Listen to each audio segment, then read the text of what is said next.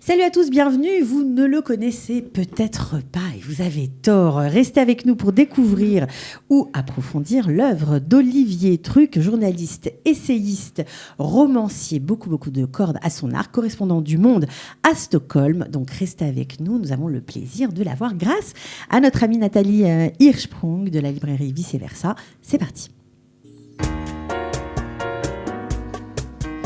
Salut à tous les deux, bonjour et bienvenue en Israël. Olivier Truc, je crois que c'est votre premier voyage. Exactement, première fois en Israël. Voilà, et ça commence avec nous. Ça ne pouvait pas mieux commencer donc. Nathalie, bonjour. Bonjour Cathy. Alors, pourquoi avoir choisi de nous amener Olivier Truc, romancier, on l'a dit, il a écrit notamment une trilogie, et bientôt il y aura un 4e volume, je crois, des polars, hein, on va dire comme ça. C'est ça qui fait qu'on vous connaît bien. Le dernier, Lapon, c'est le premier, votre premier roman. Voilà, mais vous avez aussi fait beaucoup d'enquêtes hein, qui vous ont fait connaître notamment dans les pays du Nord, une enquête très fouillée sur un accident de plongée pour des plongeurs en mer du Nord qui avait fait grand bruit puisque 70 plongeurs étaient morts dans cet accident. Mais vous avez fait des BD, vous avez infiltré, on va dire, l'extrême droite française hein, avec une BD dont on a parlé ici, On est chez vous. Voilà, plein de choses. Bon, alors, je ne vais pas tout détailler comme ça, mais Nathalie, pourquoi avoir choisi Olivier Truc pour faire une tournée en Israël ? Eh bien parce que Olivier, on s'est rencontrés il y a quelques années en arrière quand moi j'étais en poste en Suède. C'est comme ça que j'ai découvert toute son œuvre. J'ai eu le plaisir de l'interviewer lors d'une émission tournée par TV5 Monde sur la francophonie en Suède à Östersund, à l'Alliance française d'Östersund. Et de fil en aiguille, j'ai suivi tout ce qu'il écrivait et je me suis passionnée pour tout ça. Et comme vous savez, la librairie fait des choses que ne font pas toutes les librairies. Elle monte des tournées. Et pour cette tournée, on a été appuyé par le Centre national du livre en France.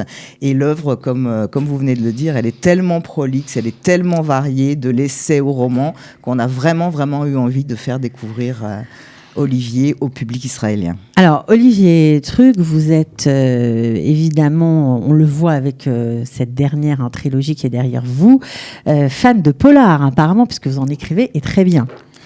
Alors, il y a un énorme malentendu autour de ça, parce que j'étais pas du tout lecteur de polar avant. Mais non, vous mentez, c'est pas possible. Mais oui, mais je suis romancier maintenant, j'ai le droit de mentir, donc je le fais goulûment. Non, j'étais pas lecteur de polar, j'étais lecteur de romans, de différentes sortes de romans, d'espionnage, de thrillers, tout ça, mais pas nécessairement de polar. J'ai commencé à en lire quand j'ai commencé à vouloir faire Le Dernier Lapon, pour voir un peu de quoi ça parlait, comment c'était construit.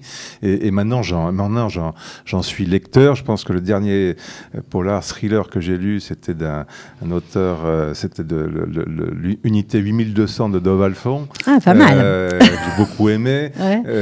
Et voilà, donc je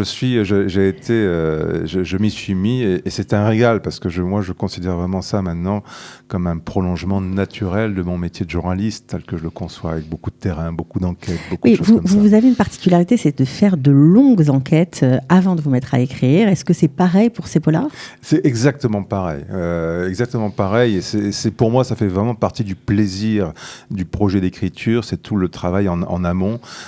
C'est vraiment aller creuser, aller sur le terrain, aller rencontrer des gens, aller renifler un petit peu, aller flairer. Et pour moi, c'est vraiment dans la continuité de ce travail que je fais depuis l'âge de 21 ans, même si j'avais pas du tout l'ambition, l'idée, quand j'ai commencé dans le journalisme, de devenir écrivain. Moi, c'était le journalisme, c'était le grand reportage qui m'intéressait. Et Dieu sait que j'en ai fait et je me suis régalé, je me régale toujours. Je suis plus correspondant du Monde maintenant depuis 3 ans, mais je collabore toujours au journal et puis à d'autres. Mais voilà, c'est le même plaisir pour moi. Avec la facilité qu'offre le roman, facilité entre guillemets, par rapport au journalisme, c'est que le journalisme ne peut s'appuyer que sur des faits et on ne peut travailler qu'à partir de faits. Alors que là, on peut remplir les trous et les silences. C'est ça, tout ce que vous ne savez pas, vous pouvez l'inventer. C'est ça qui est chouette dans le plaisir d'écrire. Alors, vous êtes quand même spécialiste de tout ce qui est, on va dire, les pays du Nord. Voilà, correspondant pendant plus de 20 ans en Europe du Nord pour les pays nordiques et baltes. Donc ça se ressent dans votre littérature. Bien sûr. Ouais. Alors, vous avez derrière vous, Nathalie, un très joli livre, Le cartographe des Indes. Je crois que vous allez beaucoup en parler pendant la tournée. C'est un livre dont vous nous avez présenté déjà quelques passages et dont on avait parlé ici, un roman d'aventure historique. Voilà. Pourquoi focaliser la tournée sur ce livre ? Alors, en fait, on focalise la tournée sur les 2 derniers. D'accord. Celui-ci et l'affaire Nobel, qui est un essai dont on aura n'a pas encore parlé, l'occasion de parler tout à l'heure. Parce que, outre le fait qu'ils sont sortis tous les 2 cette année, j'ai trouvé que c'était très intéressant d'avoir ce double focus sur ces pays du Nord, en gros en 1400 et des poussières, et puis, bing, l'essai sur aujourd'hui, qu'est-ce qui se passe aujourd'hui dans ces pays, et toujours autour de la littérature.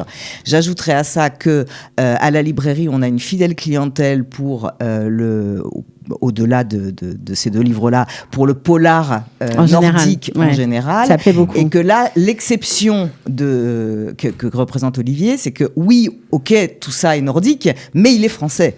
Et c'est un Français qui écrit sur toutes ces histoires-là. Donc c'est ça qui rend les choses particulièrement captivantes. Bon, alors moi j'ai beaucoup aimé, puisque vous parlez de la France, la perche est tendue pour parler de votre immersion dans le milieu de l'extrême droite. Comment vous avez procédé pour écrire cette BD incroyable, On est chez nous, voilà, où vous avez dû vous immerger, quoi, j'imagine. En fait, c'est On est chez nous, donc qui décrit une petite ville de Provence gérée par l'extrême droite, mairie d'extrême droite. Moi, quand j'ai commencé à travailler dans le journalisme, j'ai travaillé à Montpellier, j'ai travaillé pendant 10 ans à Montpellier avant de partir m'installer en Suède.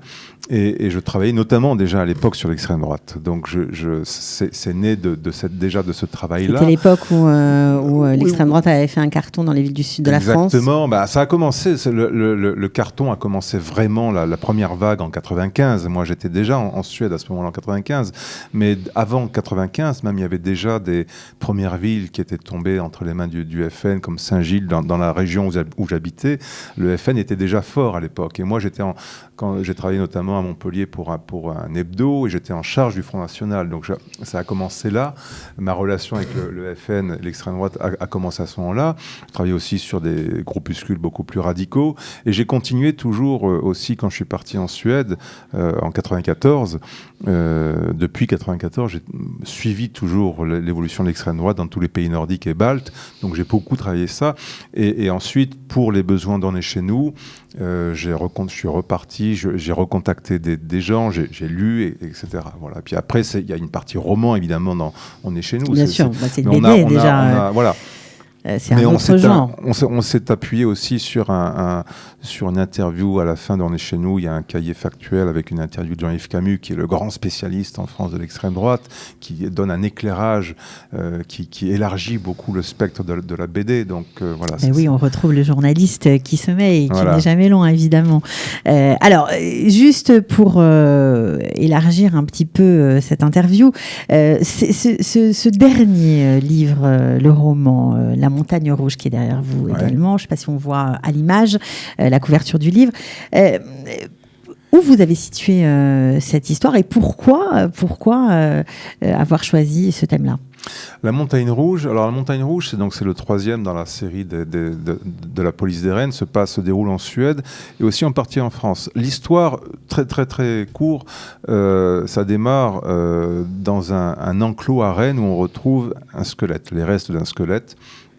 Et c'est un endroit où il y a un différend entre un clan d'éleveurs de rennes et des paysans et des forestiers sur qui a droit à cette terre-là, qui a le droit d'y être. C'est un conflit très original comme thème, évidemment, à la police des Rennes. C'est très classique aussi comme type de conflit entre éleveurs et cultivateurs, ces conflits vieux comme le monde. Mais police des Rennes, ils sont là, et là, il faut retrouver pour identifier, il y a un procès entre ces deux groupes, et la découverte, l'identification de ce squelette peut avoir un effet déterminant sur l'issue du procès. Donc toute l'enquête de la police des Rennes va tourner autour de ça, et à travers, le squelette ne suffit pas pour identifier la personne. C'est un vrai polar. Et donc il faut retrouver le crâne. Et là, on tombe dans autre chose. À partir de cette histoire de crâne, on dit tiens, il faut le crâne pour avoir cette information qui permet vraiment d'identifier à qui appartient ce squelette, s'il est Samy Lapon ou pas, ce qui déterminera l'issue du procès. Il faut trouver le crâne. Et là, on tombe sur l'histoire noire de la Suède il y a un siècle, avec l'eugénisme, la biologie raciale, le racisme, la discrimination, tout ce qui est toute cette Suède des années 1920-1930, où ça sent très mauvais à l'époque. Alors on sait que vous êtes quand même très très intéressé par l'histoire juive, par la Shoah, par tout ça. Vous n'avez pas vraiment encore écrit sur ça. Est-ce qu'on peut imaginer que votre voyage ici, parce que c'est le premier, va donner lieu à peut-être un livre une enquête. De trahir des secrets de fabrication. Vous intéressez à l'unité Shmoné Matal, comme on dit en hébreu, 8200. Donc je me dis qu'il y a peut-être quelque chose. Non. Il y a des choses. Et en fait, je me suis intéressé déjà à ça depuis longtemps. Mais mon premier livre, L'Imposteur. C'est pour ça que je vous pose la question. Qui raconte l'histoire d'un rescapé du goulag qui a réécrit toute une partie de sa vie pour sauver sa peau. Et ça raconte en fait l'histoire de Richard, que j'ai rencontré à plusieurs reprises en Estonie, qui avait survécu à la Shoah, justement. Donc à partir d'une histoire vraie. C'est une histoire vraie, 3 ans d'enquête, mais il avait été au goulag, toute la vie avant, il avait réécrit, réinventé pour sauver sa peau, et je démonte toute cette histoire-là, et l'histoire tragique de Richard, et l'histoire, en même temps, c'est un homme qui avait une appétence pour la vie extraordinaire, un art de la survie qui m'a stupéfait, et je me suis pris de passion pour cette histoire. Ça m'a occupé la tête pendant une dizaine d'années quand même, entre l'enquête, 3 ans, l'écriture, le machin. Ça a été vraiment une obsession pendant. Richard est mort pendant mon enquête. J'ai poursuivi, j'ai retrouvé son fils, j'ai retrouvé son dossier du KGB. Un juif polonais, à la base. Oui, mais pour tout le monde, il était français catholique, né à Paris alors qu'il était né en dehors de Cracovie. C'est une histoire vraiment tragique. Moi, et il avait avec une histoire où il racontait à tout le monde que ses parents étaient morts après la Deuxième Guerre mondiale, enterrés à Versailles. Ils étaient morts sagement, entre guillemets, si on peut dire comme ça. Et j'ai découvert qu'il leur avait inventé une mort paisible, en fait, parce que j'ai découvert que son père avait été exécuté par les Einsatzgruppen en Biélorussie ou en Ukraine, et que sa mère était sans doute morte dans le ghetto de Varsovie. Ouais. Donc, on comprend à travers ce livre, qui est votre premier livre, donc ça en dit long en général sur l'histoire d'un écrivain, que le peuple juif, que peut-être même Israël vous intéresse, et peut-être qu'on aura droit à un petit quelque chose. On ne sait pas. On attend en tout cas. Voilà. Mais en tout cas, je vais rencontrer certaines personnes ici. En tout cas. Vous allez rencontrer certaines personnes pour écrire, peut-être. Alors, un petit point sur la tournée, Nathalie, pour ceux qui veulent rencontrer en non, c'est parler à cet auteur. Bon, vous pouvez lire ses livres avant d'aller le rencontrer, c'est bien. Comme ça, vous aurez plein de super questions. Donc, Nathalie. Donc, on est très contents. On va un petit peu partout. Ça commence dimanche, 19h30 à la bibliothèque municipale d'Ashkelon. Très bien. On poursuit à Tel Aviv à l'Institut français lundi, et ce sera également à 19h30. Mardi, le nouveau consul général de France à Jérusalem, René Trocaz, nous fait l'honneur d'accueillir cette soirée littéraire à la résidence de France à 19h. Alors, qui dit consulat et résidence de France dit sur invitation. Donc, si les auditeurs nous écoutent et qu'ils rêvent de venir à cette soirée, il suffit de m'envoyer un mail à la librairie le plus vite possible. Ou alors un petit mot en privé sur la page Facebook de Vice Versa, ça fera aussi l'affaire. Vous pourrez être invité chez Monsieur le Consul. Ok. Et nous terminerons jeudi, donc on sera le 19 à 19h à l'Institut français de Haïfa. Ok, bon, en tout cas, merci beaucoup d'être venu jusqu'à nous. Beatzlacha, bonne chance, comme on dit ici pour cette tournée. Et puis j'espère que vous serez très inspirés par votre voyage et qu'il y aura un très joli livre à la clé. À bientôt en tout cas. Merci. De rien. Merci Cathy. Ciao.